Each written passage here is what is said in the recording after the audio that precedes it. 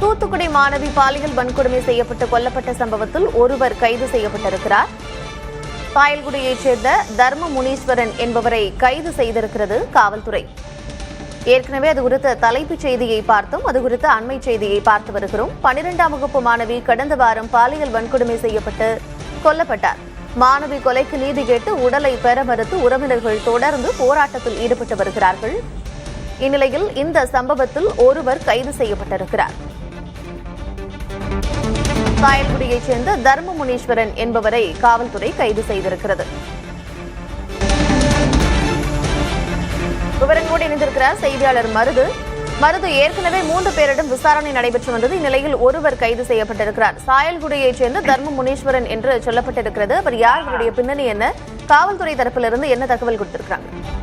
தூத்துக்குடி மாவட்டம் விளாத்திக்குளத்தை சேர்ந்த ஒரு கிராமத்தை சேர்ந்த 17 வயது மாணவி கொடூரமான முறையில் கொடூரமான வன்கொடுமை செய்யப்பட்டார். இந்த சம்பவம் தொடர்பாக 10 தனிப்படைகள் அமைக்கப்பட்டு தொடர்ந்து பல்வேறு கோணங்களில் விசாரணை என்பது நடைபெற்று வந்தது.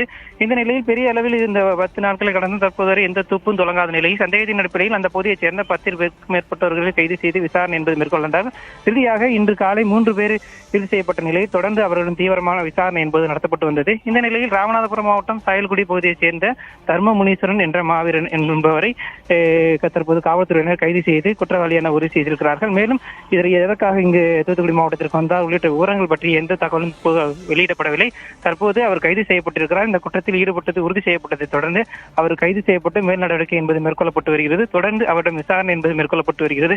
அவர் மட்டுமே இந்த குற்றத்தில் ஈடுபட்டாரா அல்லது அவருக்கு உடந்தையாக அந்த கிராமத்தைச் சேர்ந்தோ அல்லது தூத்துக்குடி மாவட்டத்தை சேர்ந்த மற்றவர் யாரும் உடந்தையாக இருந்தாரா என்பது குறித்தும் தொடர்ந்து விசாரணை என்பது மேற்கொள்ளப்பட்டு வருகிறது. விசாரணையின் முடிவிலே அவர் மட்டும்தான் குற்றவாளியா அல்லது உடந்தையாக இருந்தவரும் கைது செய்ய வாய்ப்பு இருக்கிறதா உள்ளிட்ட விவரங்கள் தெரிய வரும். மருது, தொடர்ந்து பாதிக்கப்பட்ட கொலை செய்யப்பட்ட அந்த மாணவியினுடைய பெற்றோர்கள் போராட்டத்தில் ஈடுபட்டு வருகிறார்கள். இந்நிலையில் ஒருவர் கைது செய்யப்பட்டிருக்கிறார்.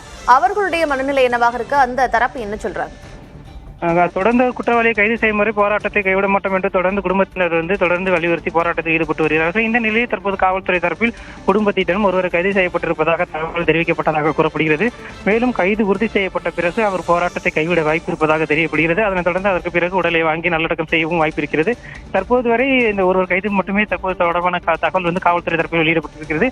மேலும் இதற்கு கூடுதலாக வேறு யாரும் கைது செய்யப்படுகிறார்களா அல்லது என்ன காரணத்திற்காக இந்த கொலை நடந்தது உள்ளிட்ட விவரங்கள் முழுமையாக குடும்பத்தினரிடம் தெரிவித்த பிறகுதான் இந்த போராட்டத்தை கைவிடுவதா அல்லது தொடர்வதா என்பது குறித்த விவரங்கள் என்பது தெரிய வரும்.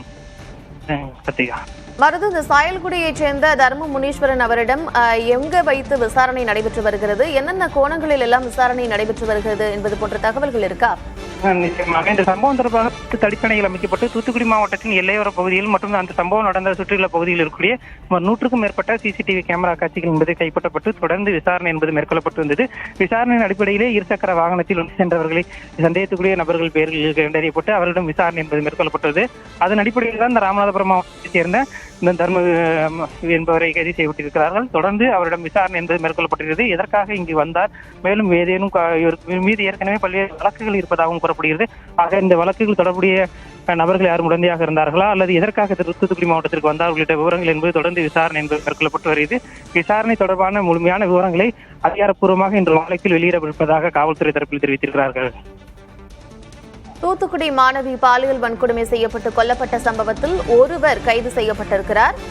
சாயல்குடியைச் சேர்ந்த தர்ம முனீஸ்வரன் என்பவரை கைது செய்து காவல்துறை ரகசிய இடத்தில் வைத்து விசாரணை மேற்கொண்டு வருகிறது.